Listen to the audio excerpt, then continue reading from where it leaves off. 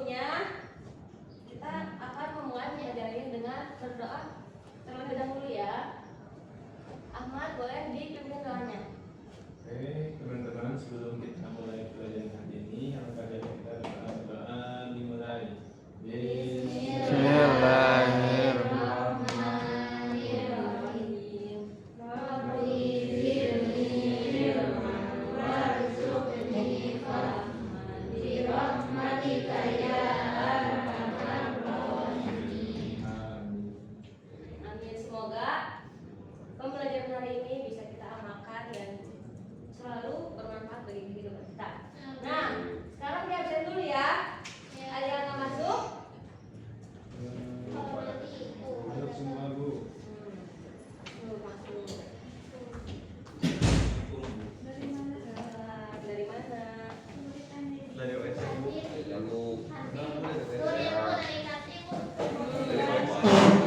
Oke. Ya, masuk. Oke, masuk semua berarti ya? Ya. Oke. Hari ini kita akan belajar apa? Alat terpuji tentang taat. Nah, jadi selama semester ini kita akan mempelajari alat terpuji. Nah, alat terpuji yang ada di semester itu ada 4. Yang pertama taubat, taat, istiqomah, dan ikhlas. Tapi pada kali ini kita akan mempelajari tentang taat. Lanjut. Nah, ada yang tahu nggak taat itu apa? Atuh. Oke, terus apa lagi? Kalian gini.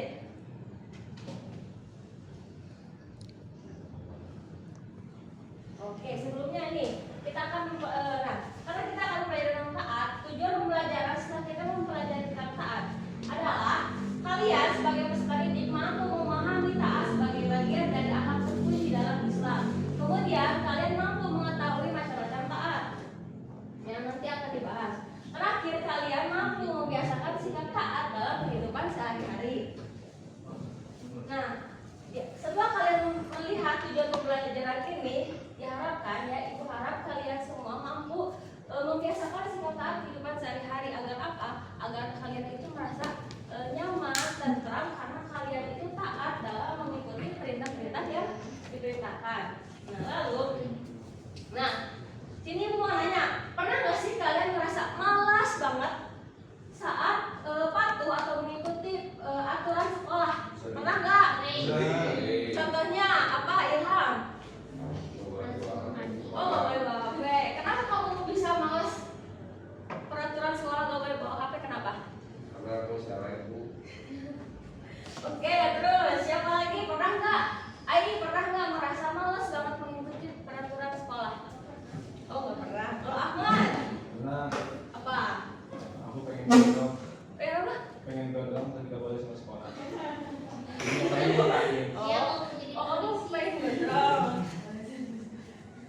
Nah, lalu bagaimana sih kalau misalkan seandainya kalian itu sudah melakukan ketaatan, udah ikuti peraturan-peraturan sekolah, tapi ada teman kalian yang nggak taat? Contohnya, Anissa ini taat ketika ujian dia tidak menyontek, tapi di sampingnya Naila itu mencontek dengan Fauzan.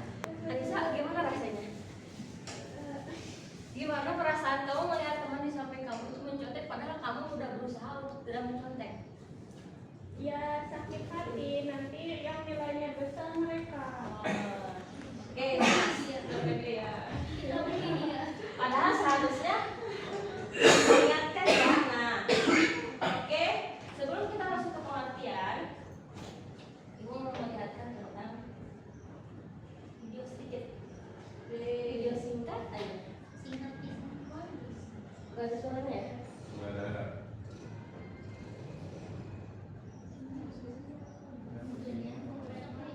Gak perlu, ini gak ada suaranya. Itu emang TV, TV-nya Kak. Oke, gak apa-apa, kita lihat aja. Gak ada yang berarti juga gak apa-apa. Perhatikan video di depan.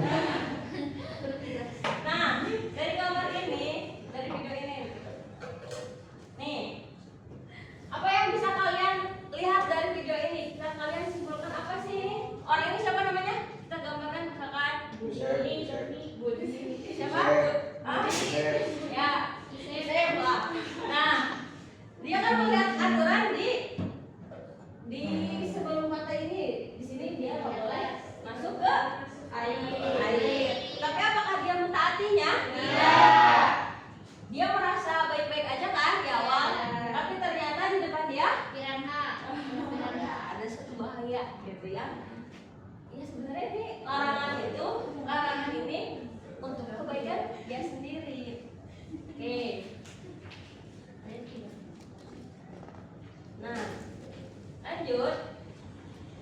Nah, untuk mendalami materi alat ini, kita harus mengetahui tentang pengertian. Nah, jadi pengertian taat menurut bahasa berarti tunduk, patuh, dan setia. Lagi apa tadi pengertian taat menurut bahasa? Tunduk, patuh, dan setia. Oke. Lanjut. Nah, kemudian menurut istilah taat bisa diartikan dengan tunduk dan patuh terhadap segala perintah dan aturan yang berlaku. Jadi, ketika ada perintah atau larangan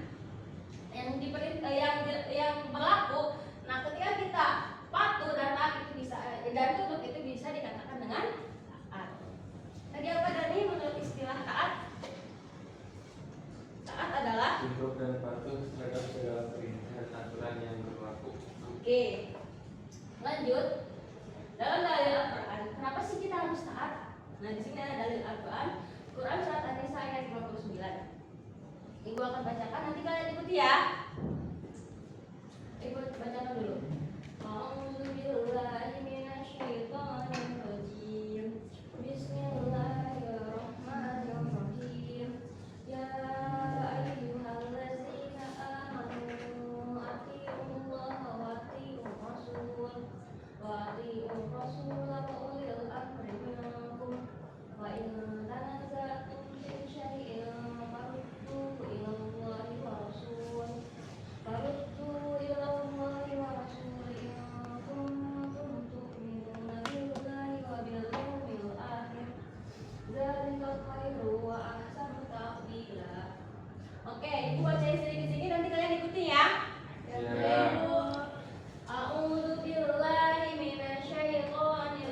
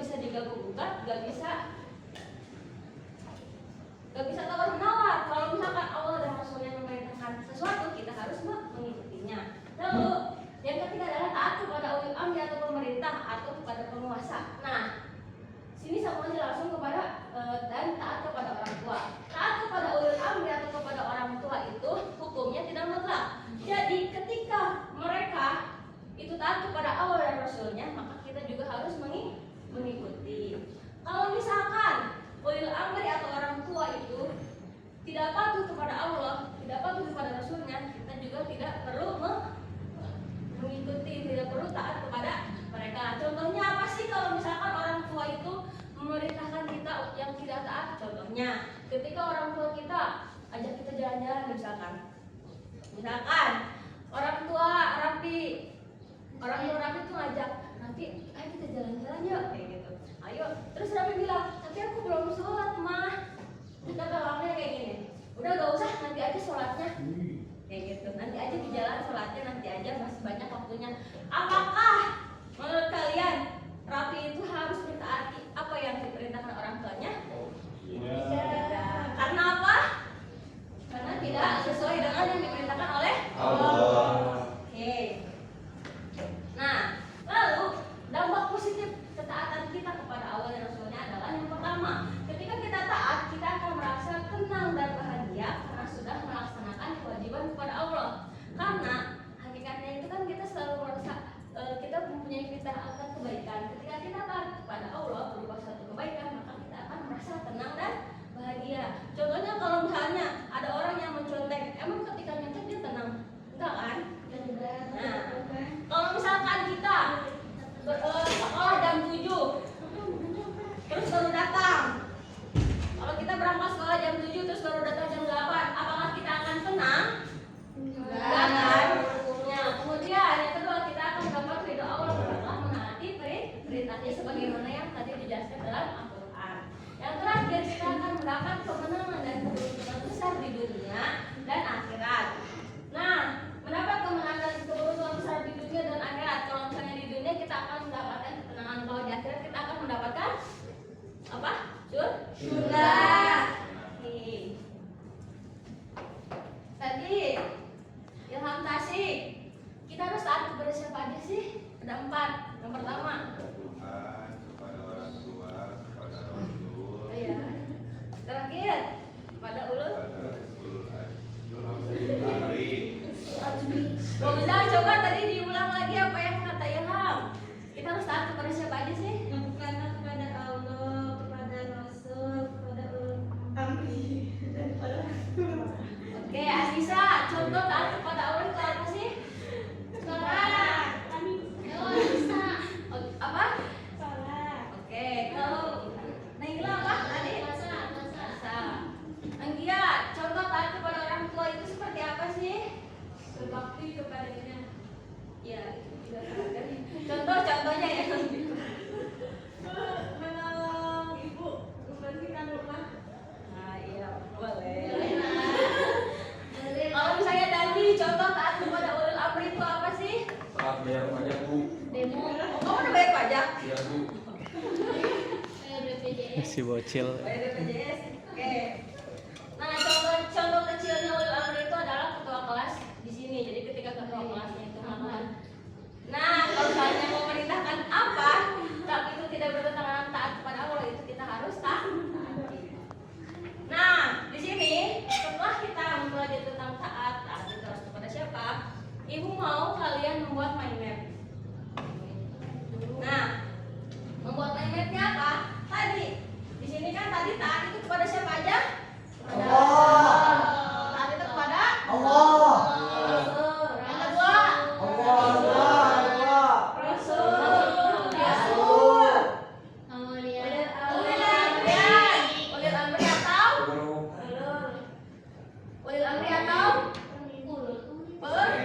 Pemimpin, Prabowo. kayaknya itu kalau misalnya dia perintah. Nah, kemudian yang terakhir Allah. nah, BG.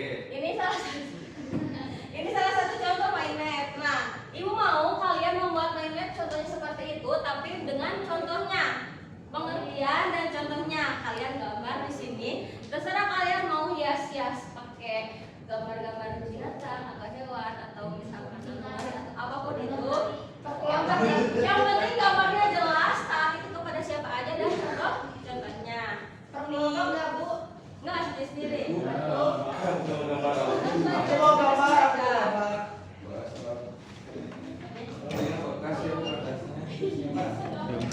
Taat kepada apa aja? Gimana? Nih, taat kepada Allah itu kepada siapa aja. Kalian harus gambar ya. Ibu kasih waktu 15 menit.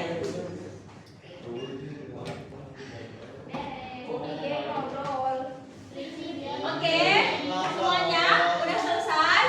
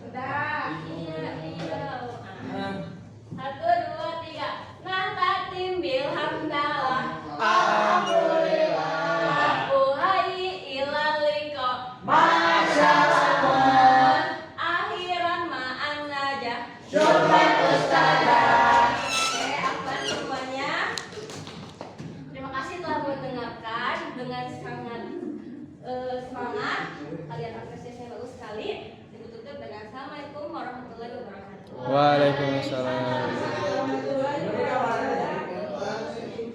Terima kasih. Ya mas.